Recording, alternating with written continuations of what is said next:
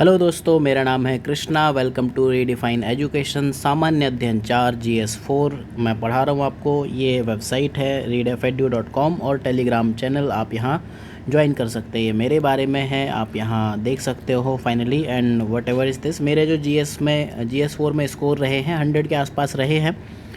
चाहे लोगों के 120 मार्क्स आए हों तब भी मेरे 100 थे, और लोगों के चाहे 80 और 85 टॉपर्स के 90-95 हों तब भी मेरे 100 मार्क्स हैं। तो क्यों मेरे 120 नहीं थे, उसमें कुछ कमियां थी।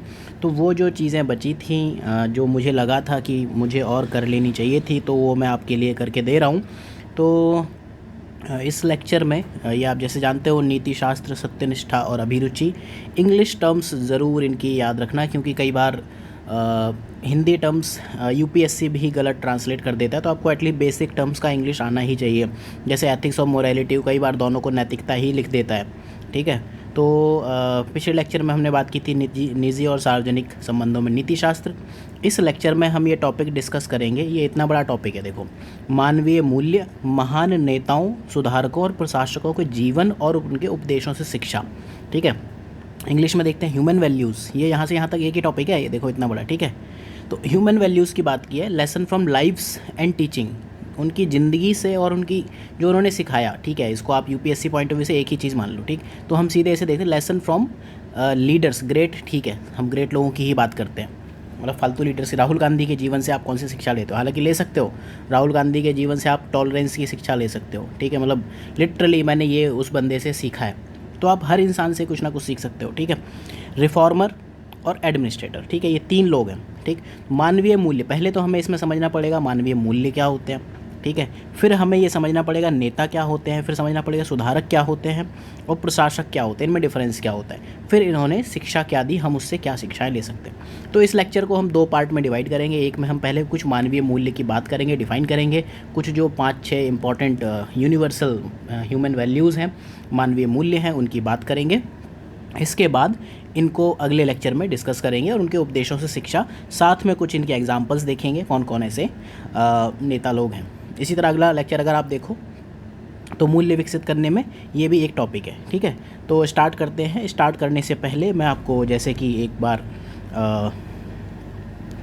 बताना चाहूँगा कि सबसे पहले मानवीय मूल्य की बात करते हैं। मैं आपको बताना चाहूँगा कि रीडिफाइन एजुकेशन, readedu.com, redefineedu.com ये वेबसाइट है। यहाँ पर आप देख सकते हो सारे कोर्सेज़ यहाँ पर अवेलेबल हैं, ठीक है। तो the courses are not for 2020, GS4 is for 2020 also. तो आप बाकी देख सकते हो, ठीक है। तो मानवीय मूल्य की बात करते हैं, ज्वाइन कर लेना इसे, ठीक है। The channel administrator is Riddhi ma'am और I am teaching here as a faculty. तो मानवीय मूल्य वे गुण हैं, क्वालिटीज़ होते हैं ना, ठीक है। कौन सी मूल्य है ये? बेसिकली मतलब ह्यूमन वैल्यू, जब आप एक पर्सन होने के नाते दूसरे पर्सन से इंटरेक्ट करते हो, 1 to 1 जब आप इंटरेक्शन करते हो किसी से, तब आप कौन से अपने ट्रेट्स दिखाना चाहते हो। देखो, जैसे मैं आपको कई बार ये टर्म्स यूज़ कर देता हूँ, इनको लिख लिया करो। ये सब इतना है जो आपका 2-3 जगह काम आएंगे। ये जो वोकैब है, एक तो आपको वोकैब बिल्डिंग होनी चाहिए। देखो, हिंदी मीडियम के हो तो आपको हिंदू पढ़ना आना चाहिए। इंग्लिश के करंट अफेयर्स किसी भी टॉपर को देखो, वो सब हिंदू पढ़ते हैं, ठीक है। तो वोकैब आपको आनी चाहिए। दूसरी चीज़ क्या है? CSET, वहाँ पर आपको इंग्लिश की नीड होती है। और तीसरी चीज़ क्या है?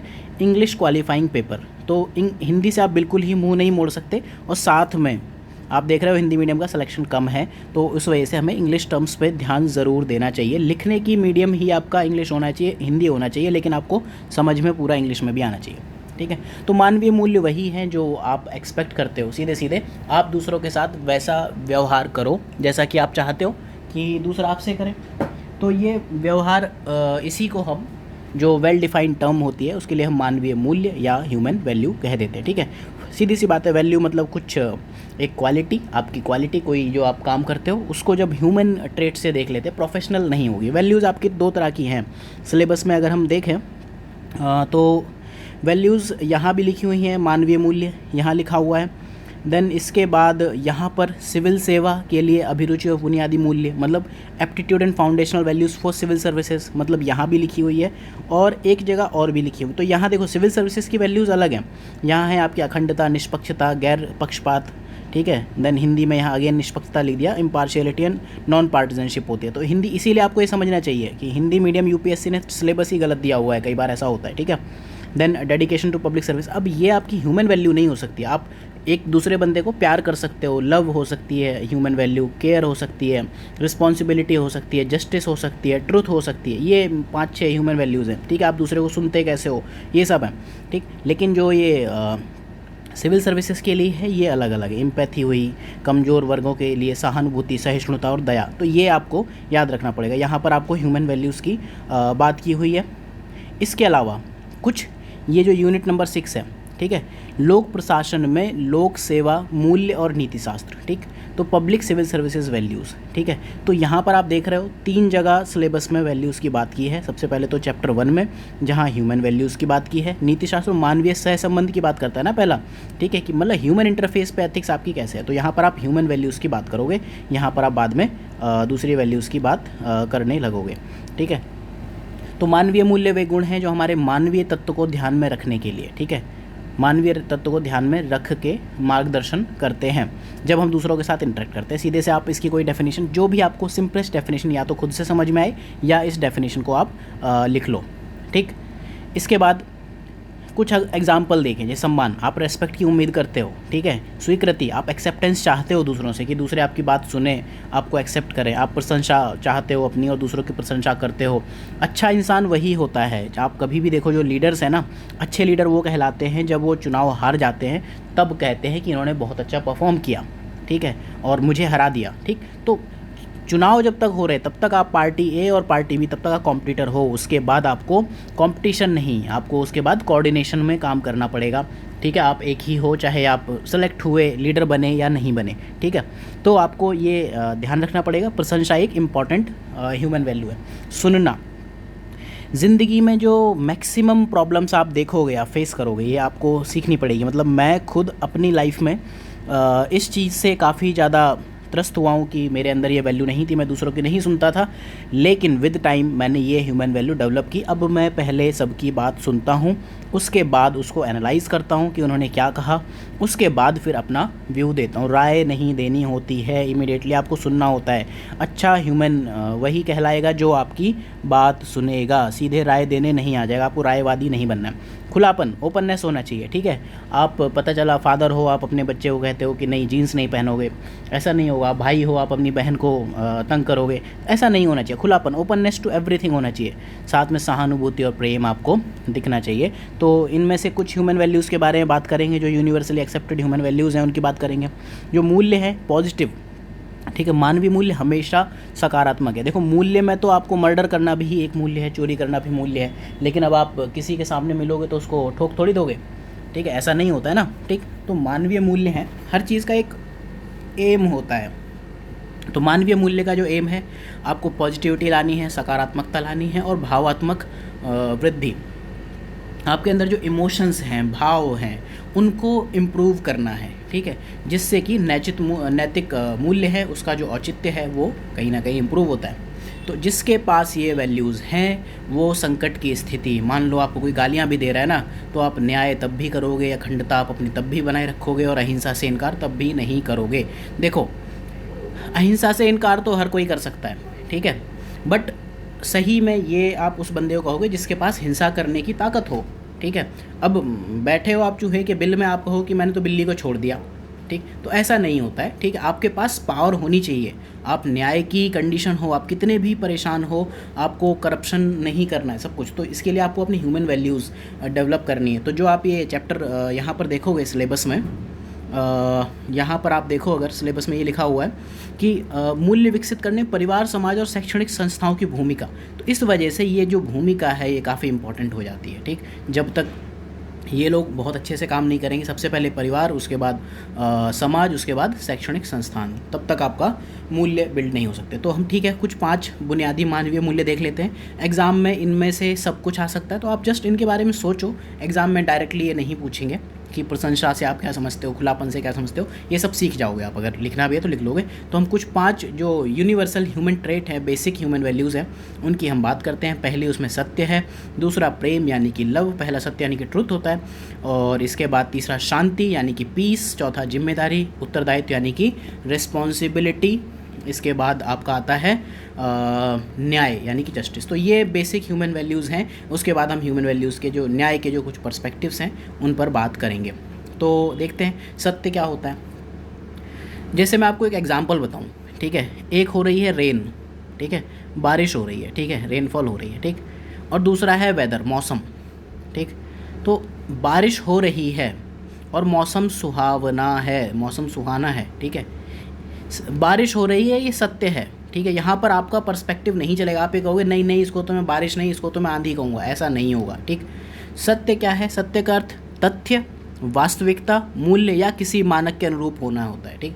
अगर हम रेन का, जिस बंदे ने बारिश का बारिश नाम रखा, अगर बारिश का नाम वो आंधी रख देता तो हमसे आंधी कहते। नंबरिंग अगर हम इसे कहें, आपसे मैं पूछूं कि 1 2 3 4 5, तो इनको 4 ही क्यों कहते हैं? इसको मैं गांधी जी भी कह सकता हूँ, 1 2 3 गांधी जी 5। तो अगर किसी ने इसका नाम गांधी रखा होता तो उसको फिर आप गांधी कहते। कन्नड़ा में होता है ना, 1 2 2 3, ठीक। तो आप उस मानक को आपको फॉलो करना पड़ेगा, वही सत्य है, ठीक। तथ्य जो ऑब्जेक्टिविटी है, फैक्ट है, उसके बियॉन्ड आप नहीं जा सकते, रियलिटी के बियॉन्ड नहीं जा सकते, जो रूट्स हैं उनको आप फॉलो नहीं कर सकते, ठीक है। सत्य निरपेक्ष होता है, ये आपकी इच्छा या स्वेच्छता पर डिपेंड नहीं करता। जैसे बारिश हो रही है, सत्य है बारिश हो रही है, ठीक, लेकिन मौसम सुहाना है। अब मुंबई वालों से पूछो कि बारिश हो रही है तो भैया गालियाँ देंगे, और आप अजमेर वालों से पूछो कि बारिश हो रही तो कहेंगे यार वाह क्या बात है। बुंदेलखंड में पूछो बारिश हो रही तो लोग नाचने लगेंगे, ठीक है। फिर घनन घनन वाला सॉन्ग बजने लगेगा, ठीक है। तो सत्य की ये बस याद रखना, सत्य ऑब्जेक्टिव होता है, ठीक है। ये किसी भी ऑब्जेक्टिव, OBJECTIVE ऑब्जेक्टिव होता है, ठीक है। जैसे हम प्री में, सत्य में क्या होता है, ऐसे मैं प्री कहूँ ना, प्री में ABCD है, 4 ही ऑप्शन है। अगर UPSC ने आंसर की में B दे दिया, अगर आपने B मार्क किया है तो ही आपको मार्क्स मिलेंगे, CD A में आपको मार्क्स नहीं मिलेंगे, नेगेटिव मार्क्स मिल जाएंगे, ठीक है। लेकिन मेंस में आपको ऐसा कुछ नहीं देगा। तो सत्य हमेशा सत्य होता है। गांधी जी ने एक बहुत ही अच्छी लाइन कही थी, इंग्लिश में एक लाइन कही थी, even if you are a minority of 1, ठीक है। दुनिया में सिर्फ आप अकेले हो, सुकरात का आपको एग्जाम्पल याद होगा, ठीक है। ट्रुथ इज़ ट्रुथ, जिस बंदे ने पहले कहा था कि नहीं धरती गोल है, जिस बंदे ने सबसे पहले कहा था कि धरती सूरज के चारों तरफ घूमती है, वो माइनॉरिटी ऑफ 1 ही था। उसने अपने आप को प्रूव किया, तो सत्य ही ये ही ट्रुथ है। तो सब इसके साथ में आपको अपने साथ साहस होना चाहिए अपनी बात को रखने का, नहीं तो ठीक है आप सच बोलते रहो, क्या होगा। तो even if you are a minority of 1, truth is truth, भले ही आप एक नंबर, एक इंसान का अल्पसंख्यक भी हो, सत्य तो सत्य है, क्या कर लोगे, ठीक है। तो ये सत्य है। बाकी आप इसके बारे में और कुछ लिखना चाहो तो लिख लो, इससे ज़्यादा नहीं पढ़ना। इसके बाद प्रेम की बात करते हैं। प्रेम पर तो कविताओं से लेके पूरा जो ये सिनेमा जगत है, चाहे वो वेस्टर्न सिनेमा हो या ईस्टर्न हो या इंडियन हो, प्रेम एक मेजर थीम है, कविताओं की मेजर थीम है, ठीक है। तो प्रेम की कई डेफिनेशन होती हैं, आप जो डेफिनेशन खुद से चाहो आप वहाँ ये डेफिनेशन को उससे रिप्लेस कर लेना जो आपको ठीक लगे, लेकिन ये एक स्टैंडर्ड डेफिनेशन है जो मुझे ठीक लगी तो मैंने लिख लिया। प्रेम क्या करता है? भावनात्मक और मानसिक स्थितियों को समाहित करता है, ठीक है। भावनात्मक मतलब इमोशन होते हैं प्रेम में इन्वॉल्व, या आप मानते होगे। मानसिक मतलब मेंटल कंडीशन प्रेम में इन्वॉल्व होती है, या आप मानोगे। साथ में मजबूत होना चाहिए, स्ट्रांग होना चाहिए, पॉजिटिव होना चाहिए। नेगेटिव कभी प्रेम नहीं होता, ठीक है। नेगेटिव तो हवस होती है, ठीक। तो प्रेम में 2 चीज़ें होनी चाहिए, मजबूत और सकारात्मक, ठीक। तो ये 2 चीज़ें होनी चाहिए, पॉजिटिविटी हमेशा होनी चाहिए। प्रेम आप किसी को भी करो, खाने को आप प्रेम करते हो, आप खाने सबसे पहले भगवान का ध्यान करते हो, अपने ईश्वर का ध्यान करते हो, नहीं भी करते हो तो भी आप पॉजिटिविटी दिखाते हो ना अपने खाने के लिए, तो ये प्रेम हुआ, ठीक है। तो इसमें क्या क्या चीज़ें होती हैं जब आप किसी चीज़ से प्रेम करने लगते हो, इंसान से या किसी से? अच्छी आदतें, गहरा पारस्परिक स्नेह और सरलतम आनंद आपको प्रेम से मिलता है। जैसे अगर हम प्रेम की बात करें, प्रेम अलग हो सकता है। आप अपनी माँ को अलग तरीके से प्रेम करोगे, अपने जीवन साथी को अलग तरीके से प्रेम करोगे, और भोजन को अलग तरीके से प्रेम करोगे, ठीक है। तो हमेशा प्रेम को आप एक चीज़ से नहीं तौल सकते। प्रेम में मतलब ये चीज़ें याद रखना, ठीक।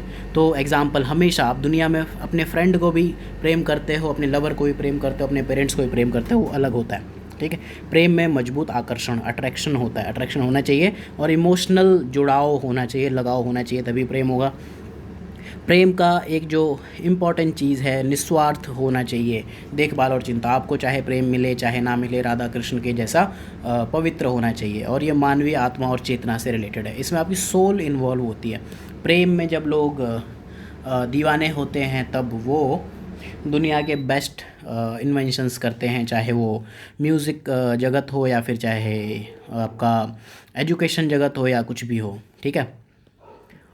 तो इसमें परोपकारिता शामिल है। आप दूसरों को दूसरों के ऊपर आप उपकार करने की बात करते हो, समझ रखते हो, दूसरों को समझना, अंडरस्टैंडिंग बहुत ज़रूरी है। प्रेम में अगर अंडरस्टैंडिंग नहीं है और अट्रैक्शन नहीं है, ठीक है, और सकारात्मकता नहीं है, ठीक है, तो प्रेम ख़त्म हो जाएगा, उसे आप प्रेम कह नहीं सकते हो, ठीक है। और क्षमा करना शामिल है। आप दूसरों की गलतियों को क्षमा आपको करना पड़ेगा। यदि आप अपने प्रेमी या प्रेमिका की गलतियों को क्षमा नहीं कर सकते तो फिर कैसे प्रेमी हो आप, ठीक है। तो ये बात आप ध्यान रखना, ठीक। इसके बाद है शांति और जिम्मेदारी, उत्तरदायित्व। तो इसके बाद आएगा न्याय। तो इस टॉपिक को हम और अगले लेक्चर में यहाँ से डिस्कस करना शुरू करेंगे, क्योंकि ये बड़ा लेक्चर हो जाएगा। तो thank you for watching, have a good day. मेरा नाम है कृष्णा और आप मुझे यहाँ फॉलो कर सकते हैं रीडिफाइन एजुकेशन पर, IAS हिंदी माध्यम। 2020 के लिए हम GS4 का कोर्स चला रहे हैं, लेकिन 2021 के लिए पूरा फुल कोर्स है। IAS Hindi medium, English medium, SA, और साथ में धीरे धीरे सब कुछ मिलेगा। सारे ऑप्शनल्स, जितने भी ऑप्शनल्स हैं, चाहे वो हिंदी माध्यम के हों चाहे इंग्लिश माध्यम के हों, वो सब आपको रीडिफाइन एजुकेशन पर मिलने वाले हैं। So that was my time. So thank you for watching, have a good day. If you like then you can share and subscribe the channel, and dislike तो आप मुझे कमेंट करके बताओ कि क्या क्या चीज़ें मैं इम्प्रूव कर सकता हूँ being a Hindi medium student. I would like to see a strong community interaction. So thank you for watching, have a good day.